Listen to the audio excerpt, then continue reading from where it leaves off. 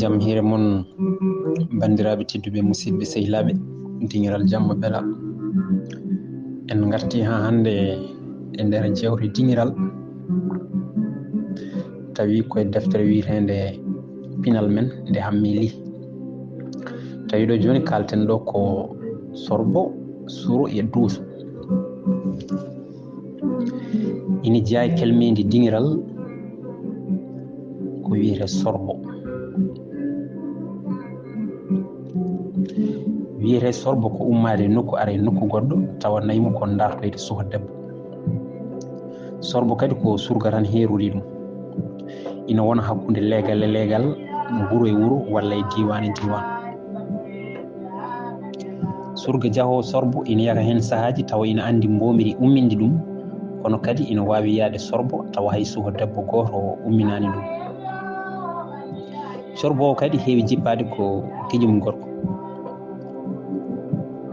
ko on kadi heedata e gueɗe makko wonto yontede suka debbo yettoro suka gorko ina wawi jippade mo kono ɗum heewani ɗum fawi koye kellifoyagol on e wellitare mum juɓɓude dingiral ina rokka suhaɓe ɓe andude ko ummini moni kala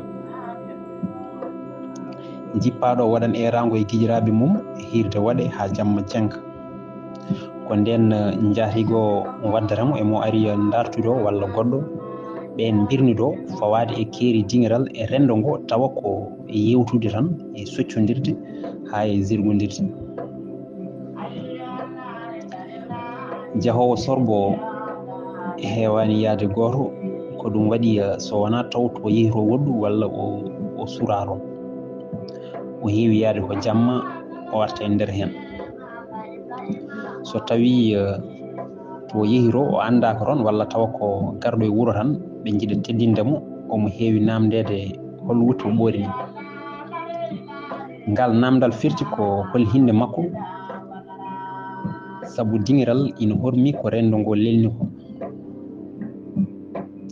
namdal ngal kadi ko ɓettirgal hakkille e pinal corbowo saabu so wawa jabtade ngal namdal firu hippingo ma ande o wona pinɗo no feewi e on saaha o waddete koyemo tolnodiri hakkille saabu ko saami foof eko hoccata ɗum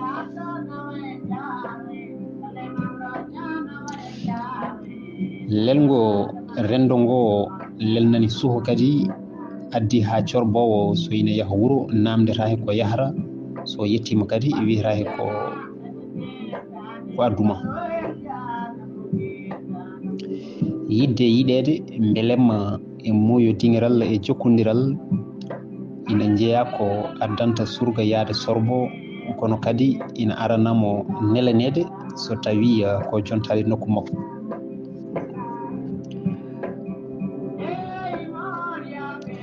suro noon ko fannu goɗɗo helmere nde seeka koye baɗal surde e firu mum ɗimmo suro ko suka yilloto wuuro ina wona gorko ina wona debbo taw kadi addimo ko haaju keeriɗo on haaju ina wawi wonde golle nelal jokkere en dam e ko way noon wuuro ngo ari ngo wode giƴi ko nanggamo salo hoota nde o foti hodde nde waɗanamo hirde teddungal so surga walla mbomri surama ko gueƴiraɓe foof kawritta mbaɗa hirde ngawa abbere gilli e teskuye etene kadi ɗum jibinta haala saabu ko baɗal rendo keftinagal to ari ga wiyetake ko haɗimo hodde to ummi to wiyetake holko o waɗanno toon suka eno huɗortono ni yillade nokku ha hoota tawa suraka ina hen sahaji so won gantumo curaɗo o rokki tijiraɓe makko cuuɗan paɗe makko walla sakkos makko o yiɗa hodde o ronka ko hen ni ina hen ni koye duuso diftoto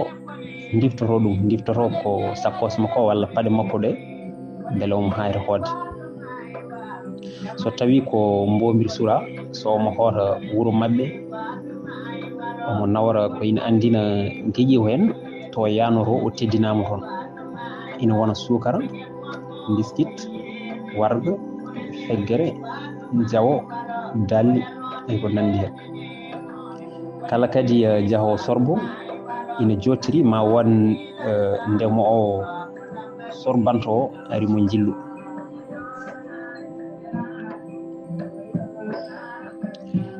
Duuso kadi jeeya koye gueɗe dingiral. Kala curaɗo walla corbaɗo so ina hoota ko fedde makko fof duusatamo, rewɓe worɓe fof.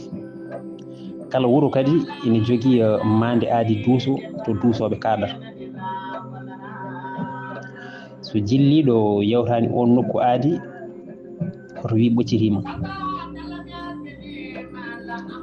Mande aadi duuso ina wona lekki tulde walla kam nokku mantiniɗo toɓe kaɗata. So diwtani ɗon goto e duusoɓeɓe ina wawi diwtade sakkos makko walla kutorgal ngal o wawa woppude caggal. Fof tan ko beele omo wasa hodde.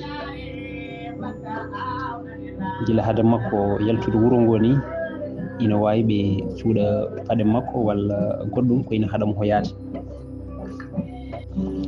Joni noon so tawi en gari e yewtere dingiral,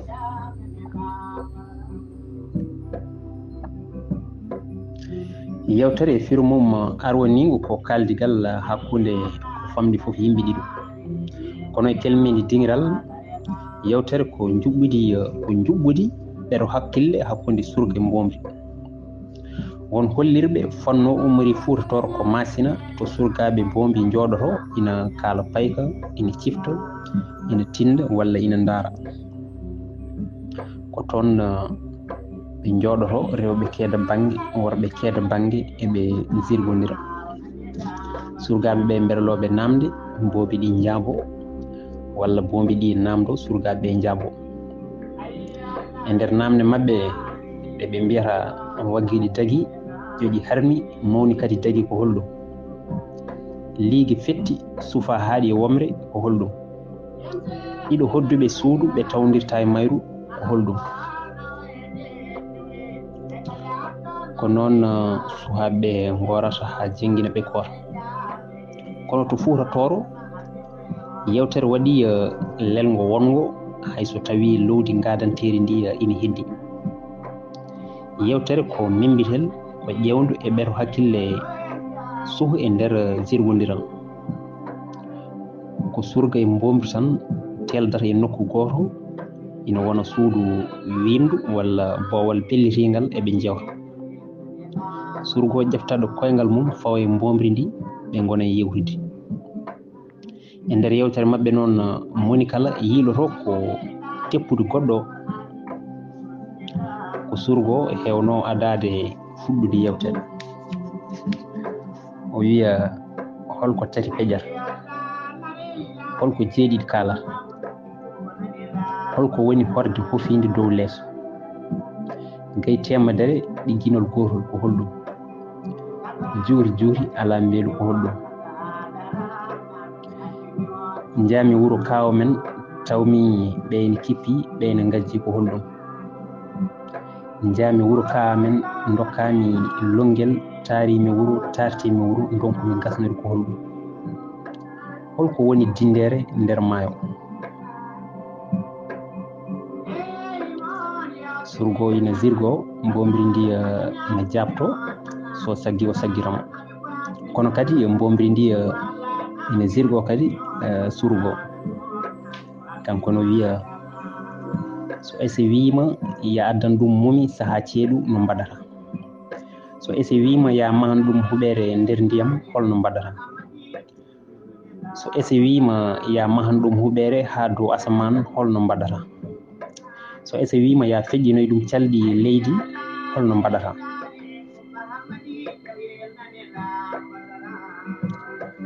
Ko ni ɓe gorata ha janga ɓe koota.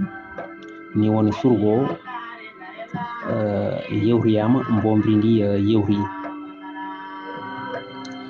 Rendo ngo ina lelni kuule kaɗoje surgo nannude hen ko alano hen. So tawi jarabi nangi surgo ha wi ina janfo mbomri ndi ko ɗum waɗi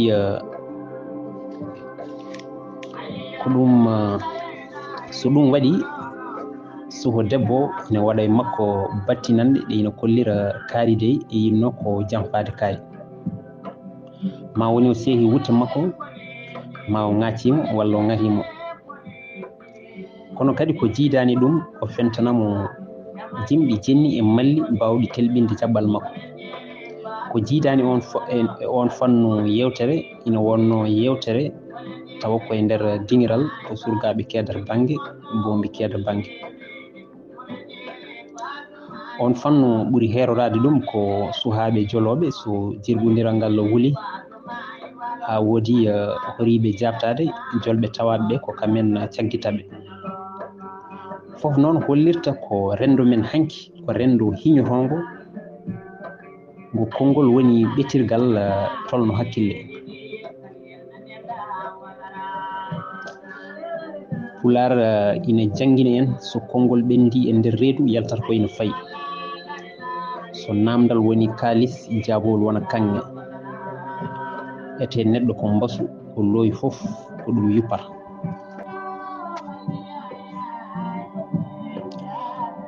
Joni noon garen haare hakkunde surgaɓe e boombi. Ɗemgal ñiiƴi ko hoddiɓe kono saaha fof ina pelmodira. Ko hono noon hakkunde surgaɓe e boombi waɗirta luure mbawde yaade ha gonta firina hakkunde mabɓe.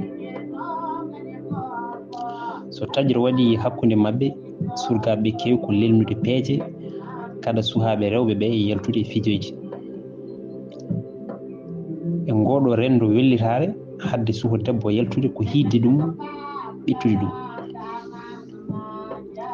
Surgaɓe ɓe kewi ko rendinde ɓoccode guertoɗe, jogo cabbi mandi guiloji e kaaƴe udda boli kada boombi yaltude.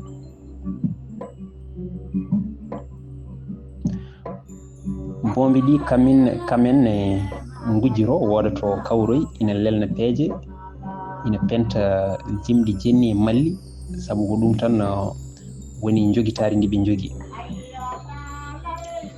So surgaɓe ɓe tini ɓe ndenti diddatɓe beddoɓe ɓoccode ñolɗe,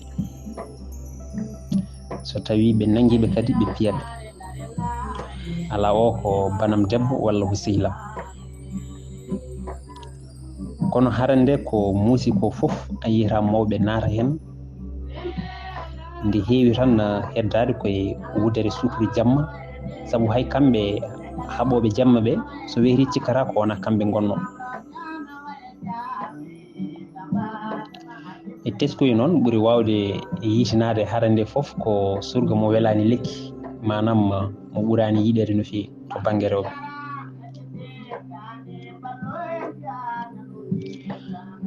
Basgol suhaɓe rewɓe arde dingiral ina addana surgaɓe fewjide gueɗe bonɗe ko wayno wujjoyde makkari, wujjoyde guertoɗe, astoyade fatata janano e ko nandi hen. Haare mabɓe kadi so juuti ko juuti eko muusi ko fof a tinata batutal mabɓe. Nden tawar ko moni hen fof hattima goɗɗo. Dartinta harande tan noon ko tiɗgol koye boombi ɗi, calo dobde walla nattoyde hayso surgaɓe ɓe kellini.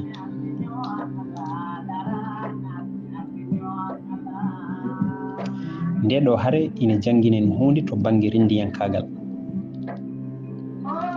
Ina rokka moni fof andude janggo e jaam e nder dewgal holno wondirta e goɗɗo o so luural ari e hakkunde mabɓe, holno ɓe gurdata ɗum. Ina holliri en kadi suka ina rokka gueɗal e ndimagu e nder rendo men, ha ko ɗum waɗi mawɗo ko hitti ko fof natata e luural dingiral. Joni noon garen dingiral e kiram. wiyete kiram ko kiidogol suho debbo haɗa ɗum yaltude e tawoyde yontande. Kala mawɗo kirowo ɓiyum haɗa ɗum yaade dingiral tawa wonko yewata hakkille on. Ko surgaɓe ina jogii gatulleji mumen ɗina kaɓoro mawɗo kirowo.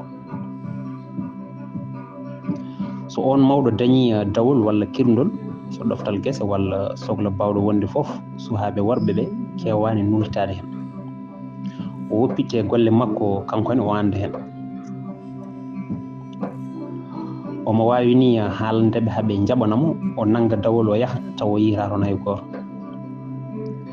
Waɗi noon ko hewɓe garata e dawol ko ruttude teddungal e awde fimde gurdiba.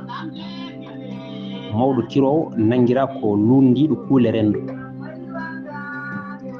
Samba Moussa Pam yo yurmede Allah wone makko ene wiya kirowo yahata hay nokku wiyata ko nden wooda garɗo e mum yiɗa ɓiyum walla joom suudu mum yaha saabu nden wooda arɓe mum. So tawi en gari jimri e gamri e nder dingiral, jimol e gamri ene rokka kabaruji kewɗi e nder rendu saabu ina wawi habrude en golle walla darde jeyɓe jimol ngol e nder rendu ngo ɓe jiyangol. Jimol e gamri kadi ina kollita gonka e sifa taridi jomum. Dingiral noon ko nokku heblo ɗo yaltata sippirteɓe e nalankoɓe hewɓe. Dingiral kadi ko nokku eɓɓirɗo jimɗi keddiɗi e rendo ngo tawa ni ala jeyɗo ɗin jimɗi hayso tawi wontoɗi ketta.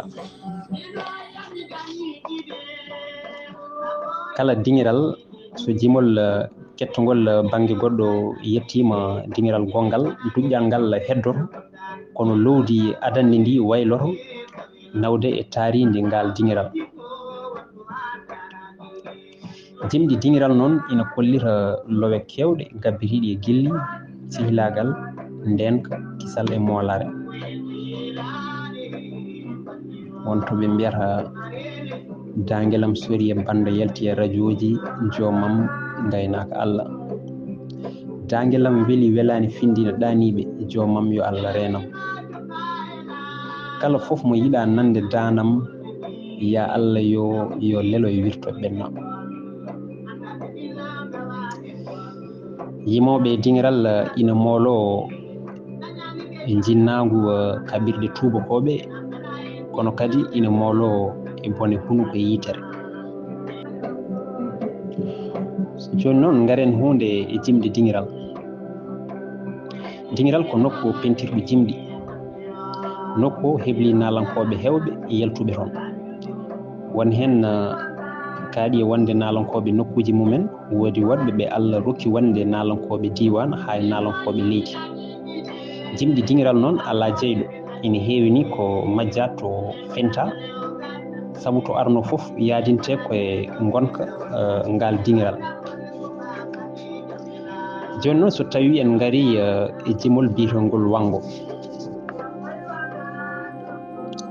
Wango won miijo hollirgo wango adi yimede koto wiyete ɓokki sarankoɓe e hitande 1950 e capanɗe 5 kono 1950.